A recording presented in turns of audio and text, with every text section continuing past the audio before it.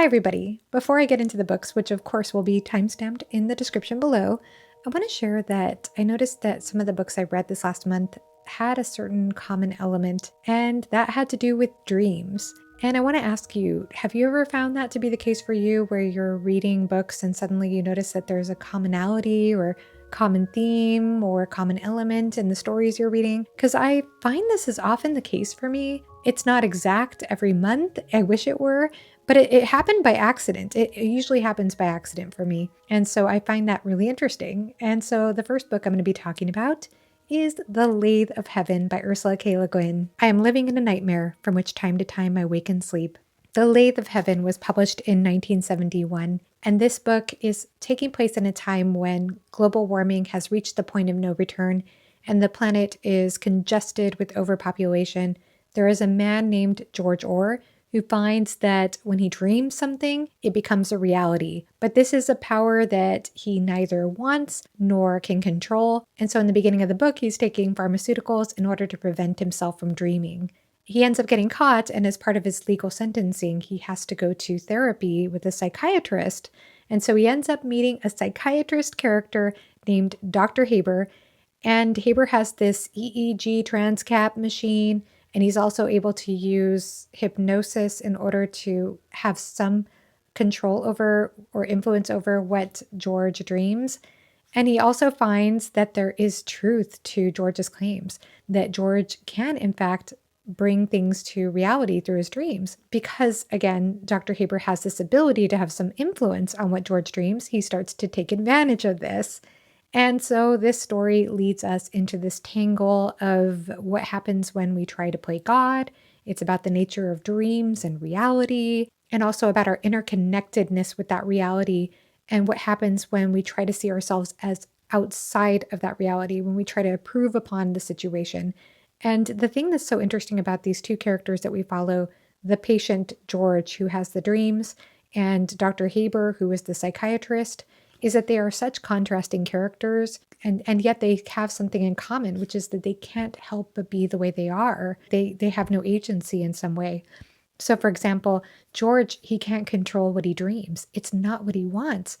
And yet Dr. Haber can't seem to control his own ambition. It seems to be interconnected into who he is as a person, into his nature. But with George, the main character we're following, he can be seen as almost like a meek and humble character. He is not ambitious like Dr. Haber. And I do wonder what people think of this character when they read about him, but I think that Ursula K. Le Guin is using this character very purposefully. I feel like he actually stands in this story as something of a bodhisattva character. And there are Taoist and Buddhist influences in the story, as you will see if you read the epigraphs in the chapters. But I feel like he's a bodhisattva in the sense that a bodhisattva is somebody who decides that rather than achieve enlightenment and go on to nirvana, they will stay in the cycle, the karmic cycle of life in order to help others.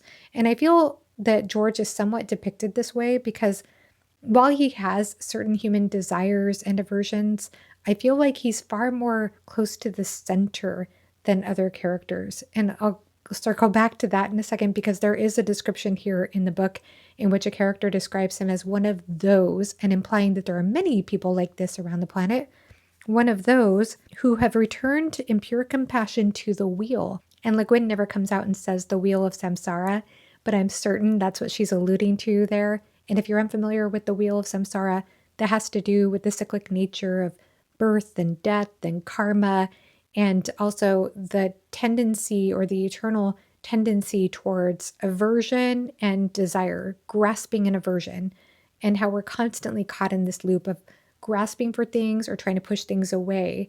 Whereas again, I feel like George is more towards the center, being at peace in the center than most people. He's not perfect, but he's closer to the center, and he certainly wishes no harm. I think that's his number one wish, is no harm, which is why he doesn't want to dream.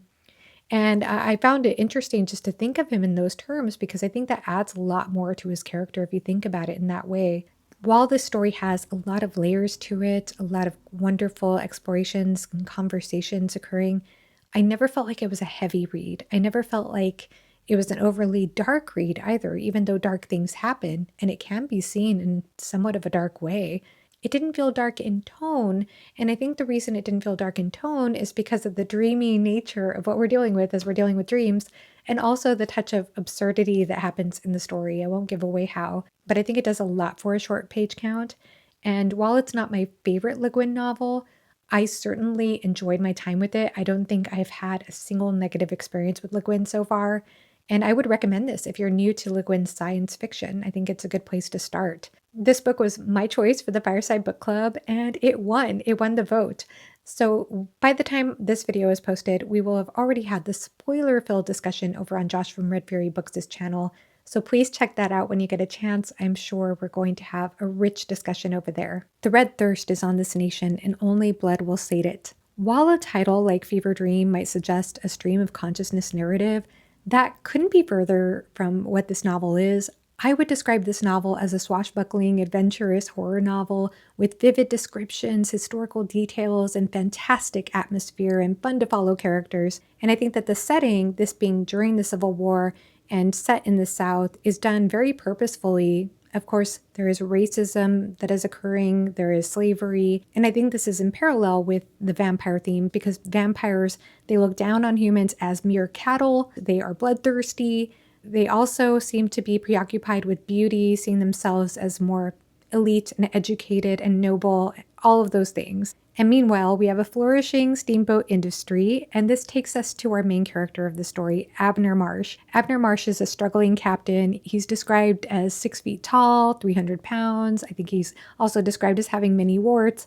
Not exactly pleasant to look at, and he's also quite a glutton. He loves food. And he ends up entering a partnership with the refined, elegant, aristocratic Joshua York. They end up building the Fever Dream steamboat.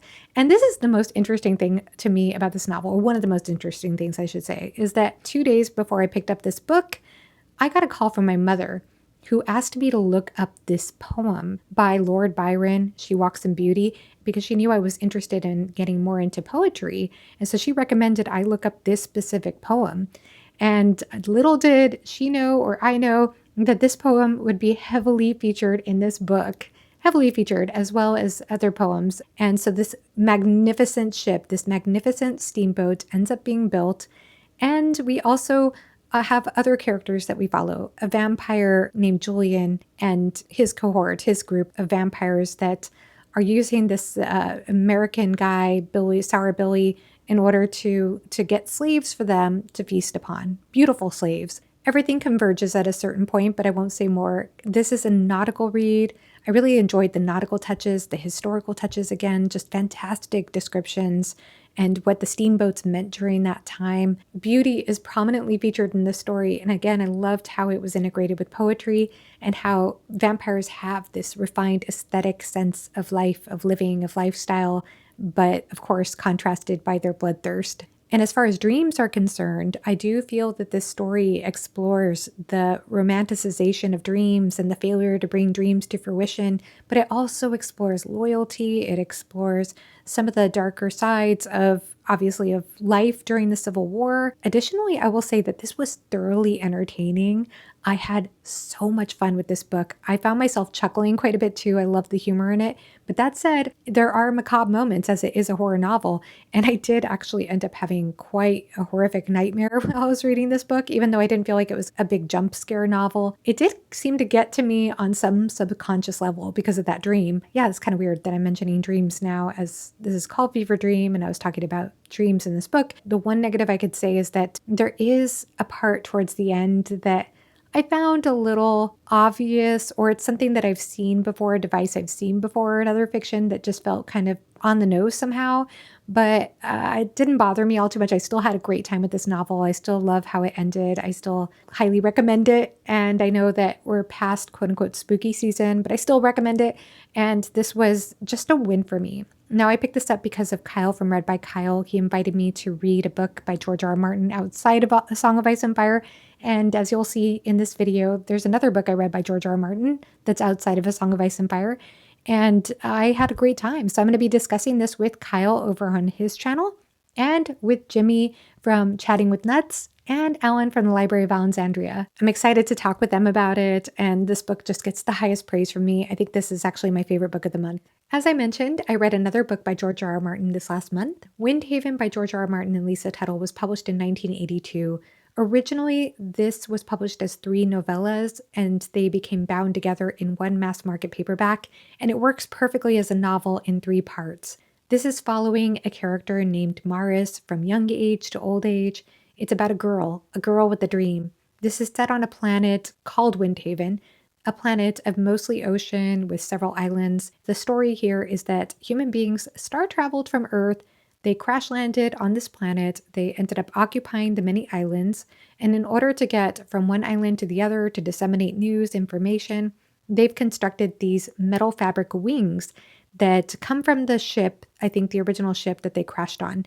And these metal fabric wings allow people who wear them to be flyers. And yet, the tradition of this world is that only people who are born into a family who has the wings can wear the wings. That is the tradition. If somebody has not been born into a flyer family, they cannot fly. At the same time, it seems to take an incredible amount of skill and training in order to be a flyer. So we have a character named Maris. She decides to defy this whole system because she selfishly wants to fly. I say selfishly, but she ends up opening and expanding this idea so that others can fly, others like her who are not flyer born. I think what's beautiful about this story is the way that it depicts that, the way it depicts how we can have dreams for ourselves in the beginning of our lives. When we think about what we want to be when we grow up, we're mostly thinking about ourselves. Most of us are anyway.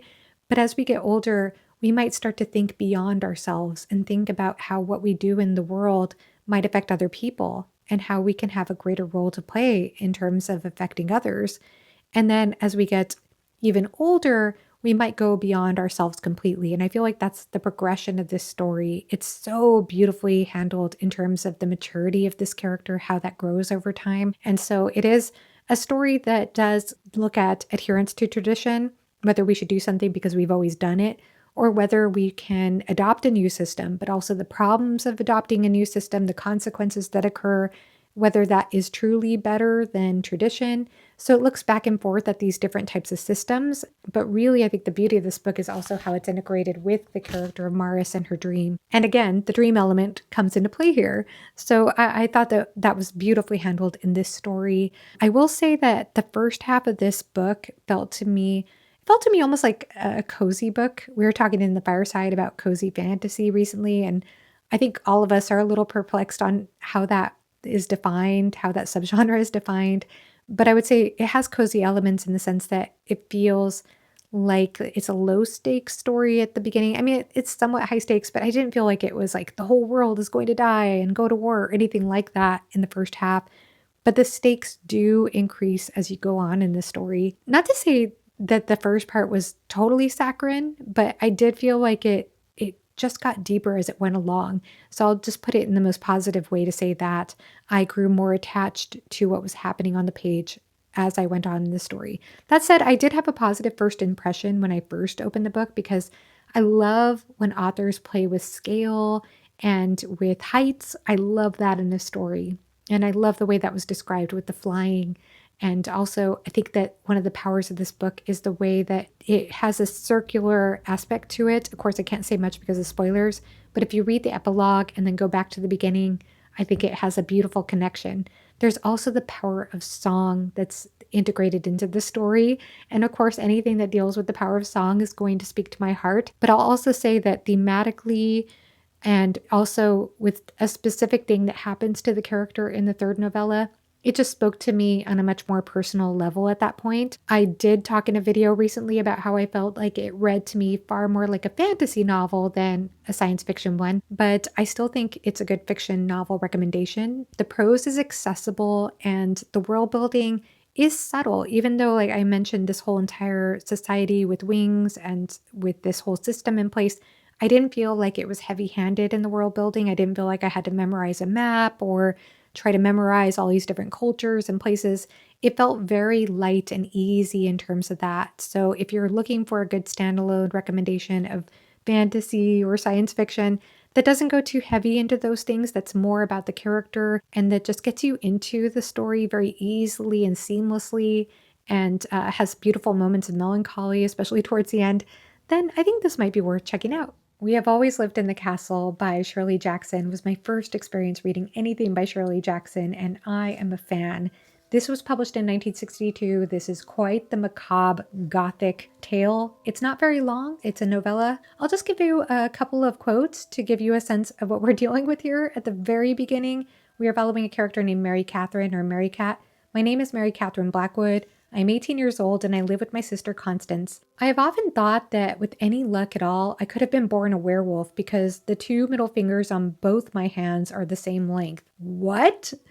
And then at the end of that paragraph, she goes on to say, I like my sister Constance and Richard Plantagenet. I'm so sorry I'm butchering that name, but basically it's the Richard from the War of the Roses, otherwise known as Richard of York. I had to look that up. And Amanita phalloides, the death cap mushroom.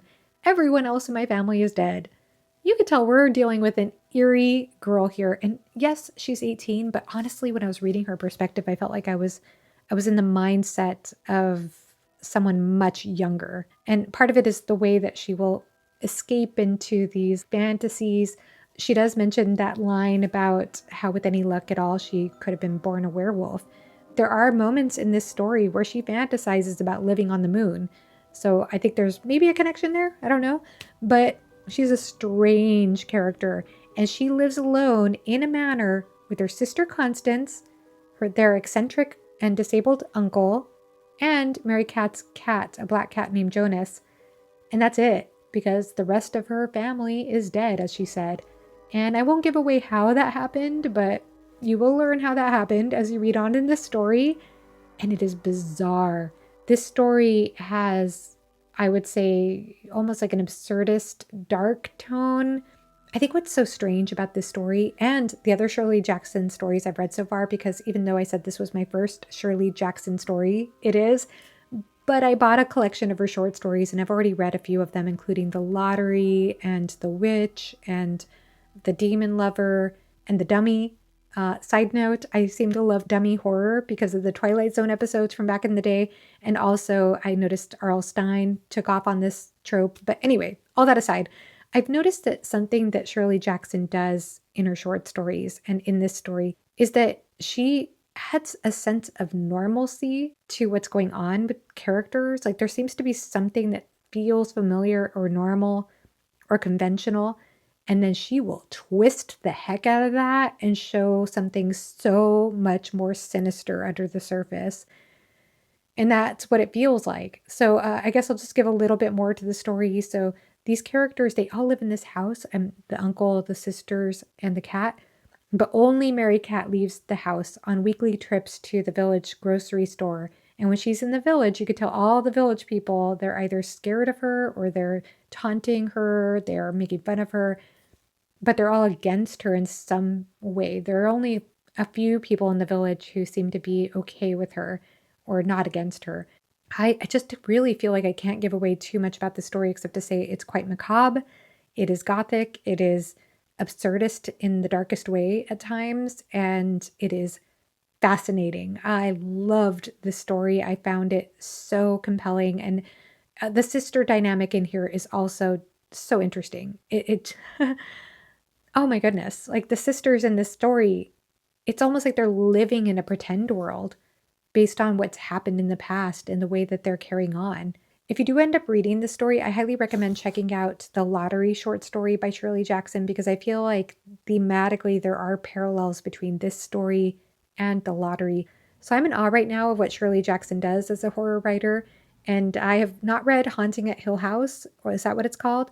But I will read it at some point. I'm looking forward to reading more from her. Let me know if you've read anything from Shirley Jackson and your thoughts. The Book of Skulls by Robert Silverberg was published in 1972, and this is what I would describe more as a suspenseful, coming-of-age, psychological thriller maybe, or maybe just a suspense novel, rather than a science fiction one. And I have a whole video explaining more about that, but this is following 4 college roommates, and they end up going to Arizona on a road trip during their Easter break. And the whole entire reason for this trip is because this character, Eli, one of them named Eli, who is a medieval philology major, he ends up translating this ancient text called the Book of Skulls, and he finds out about a monastery in Arizona where if the four of them present themselves at this monastery as a receptacle, then two of them will achieve immortality, but the other two must die, one by murder and one by suicide. And so you're questioning when you're reading this book whether this is just for fun, for future storytelling, or if they're really serious about this immortality quest. And it seems like the four of them each have a different reason for this journey. This is told in first-person narration from each character, so you're alternating chapters per character. And so in addition to Eli, who's the medieval philology major, he's also Jewish and from New York, you also have Ned, who is a poet and bisexual.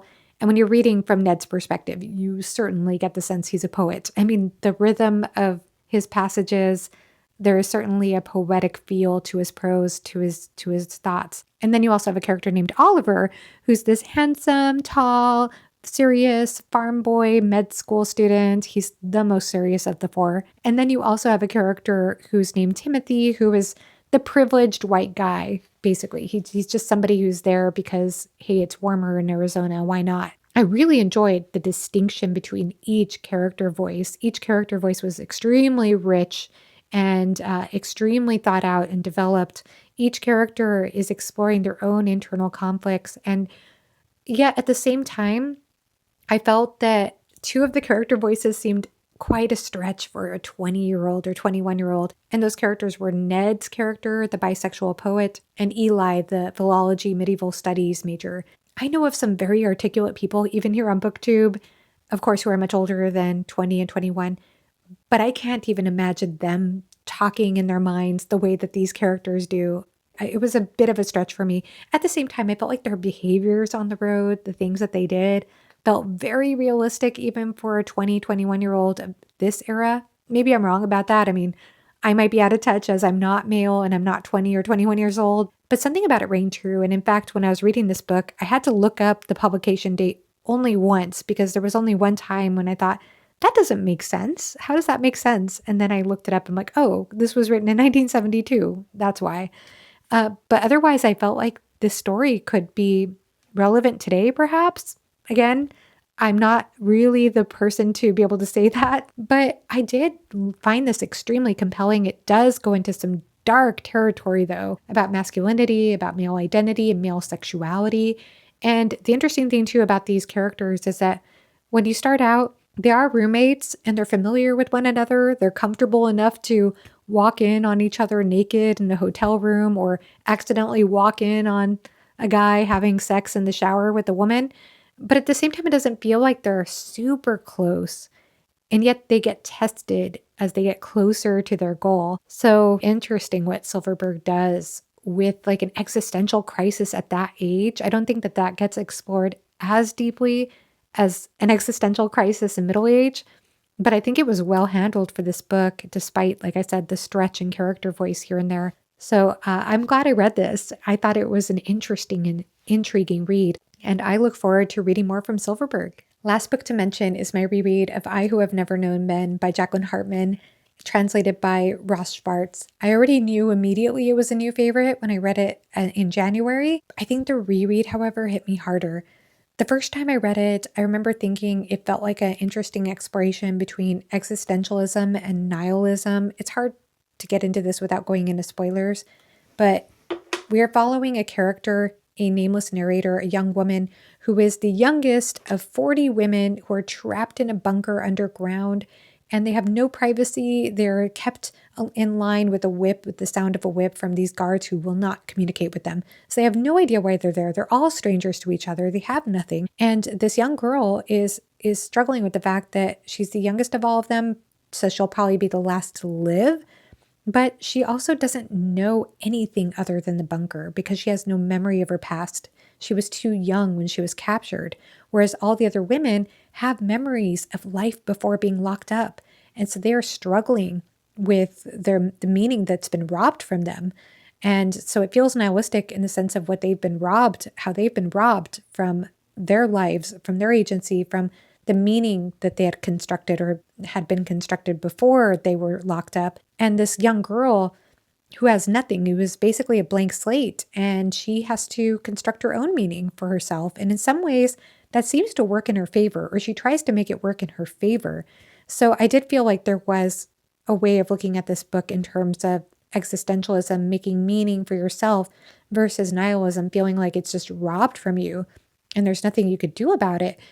But then when I read it this last time, when I did this reread, I felt like it hit me so much harder. The way it gets you to think about what it means to be human. And I keep saying this over and over again, but I truly mean it. If I were ever to teach a class on what it means to be human, I would definitely require this book. And so again, even though the book is called I Who Have Never Known Men and seems to deal with female identity, and it does, it also brilliantly goes into what it means to be a human being. One of the most interesting themes that came up for me on this reread, and it came up for me the first time I read it, I remember, but this time I feel like I paid more careful attention to it, is that of time. Time is depicted in such a powerful way throughout this book from beginning to end. It also goes into why we want to learn things if we have no use for them, and also the nature of privacy, which is something I'm also kind of curious about right now, like why privacy is so meaningful to us, or modesty. It went in so many deep directions. And the reason that I reread this book, by the way, is because I did a deep dive discussion with Overly Average Ben for his new discussion series that's going to be coming up on the horizon at the end of the month. So please check out that video, because we went really deep into spoilers with this book and talked about the themes. And I just knew when Ben invited me to his channel to pick a book that was meaningful to me, I knew the book immediately that I was going to choose. I knew it was going to be this book because I knew immediately after finishing this book earlier this year that I wanted to reread it. And not only that, I couldn't think of a more perfect person to talk about this book with than Ben. I knew Ben would love it. And so we had the most amazing discussion. And the funny thing about it is, even though I felt more longing and sadness after this reread, he had a totally different experience of the book. So you got to check out that discussion, because he also added to the way I thought about the book. I love this book. I think it's one of the best books I've read all year. I actually want to universally recommend it. And also, if you read the book, please check out some information about Jacqueline Harpman, as it says here in the back here, as she was born in Etterbeek, Belgium in 1929 and fled to Casablanca with her family during World War II. Informed by her background as a psychoanalyst and her youth in exile, I Who Have Never Known Men is a haunting, heartbreaking, post-apocalyptic novel of female friendship and intimacy, and the lengths people will go to maintain their humanity in the face of devastation. Another thing I want to say about this book, spoiler-free, is that it does leave a lot unanswered. It is not a book that you want to read if you like things very closed up and explained. But I think that is the beauty of the book. In fact, I'm convinced that is the power of the book, that actually Harpman used that to perfect effect in this book, as Ben and I talked about. I think it wouldn't have worked if she had explained things more than she did. If you pick it up, I hope you find it as impactful as I did. Just to be explicit here, I Who Have Never Known Men is my favorite read overall, but because it's a reread for me this year, I am choosing Fever Dream by George R.R. Martin as my book of the month, or gem of the month. I also loved discovering Shirley Jackson for the first time this last month though too, but Fever Dream is my definite winner. So that is it for now. Please let me know in the comment section below if you've read any of the books I've mentioned. If you're planning to read any of the books I've mentioned, I would love to hear from you in the comment section. Thank you so much for watching, and have a great rest of your day. Bye-bye.